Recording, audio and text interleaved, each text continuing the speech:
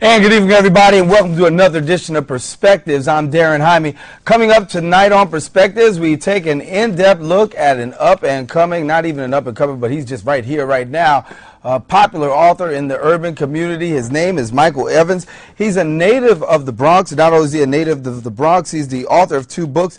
The first was It Is All in the Cards, The Life and Times of MidTown Mike, which tells his life story about growing up in poverty without a father. And the second one is the new novel that's out right now called Son of a Snitch, which is a graphic tale that tackles one of the black community's most hotly contested issues, that's of snitching. And Michael Evans joins us here in our studio, and thank you for joining us here on Perspectives. How you doing? I'm glad to be here. Glad to have you here. Glad to have you here.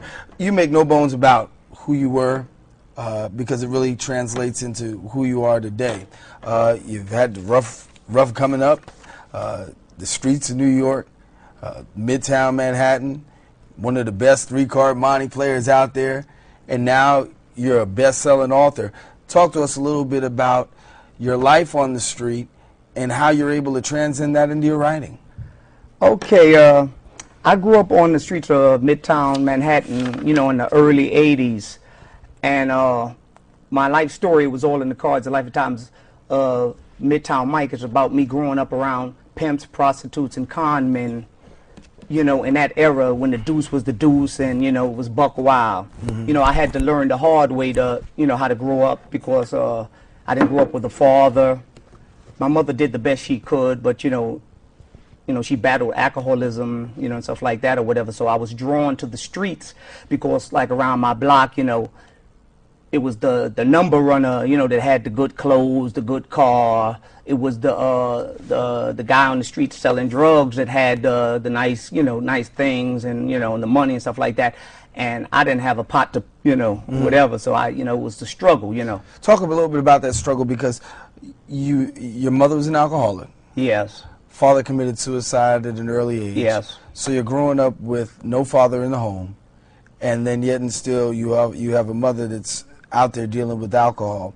And I say that because, you know, so many times we do a good job of portraying a picture of having a happy family, but in many of our homes they're broken, but yet and still you were able to find some help in the middle of your brokenness. See, I had to watch my mother go through, you know, her, you know, the pain and struggle of, you know, alcoholism and drinking, and we was on welfare. You know, a family on welfare doesn't fare well. So I had to grow up hard, like they say, grow up hard. And I had to learn, you know, the hard way by watching my mother, you know, like raise 3 kids, you know, by herself, you know. And, you know, she loved us to the fullest. But, you know, she tried the best she could, you know, to raise, you know, 3 kids or whatever. So me as a kid growing up without a father, I gravitated to the streets. Mm-hmm. And when I, you know, saw all this, you know, nonsense going on in the streets, you know, I liked that. I wanted that.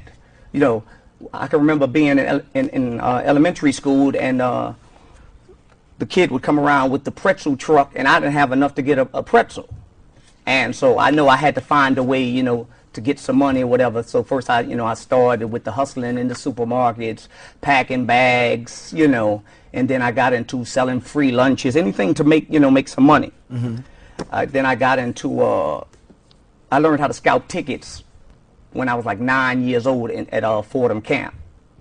And the reason how I learned how to do that is because we would get in free, and then me and my partner would sneak out and run a scam on our counselor left us. We can't get in. Mm-hmm. And the parents that got free tickets for their sons that was played on the football team, we would get the free tickets and we would sell them and then make like $100 or something.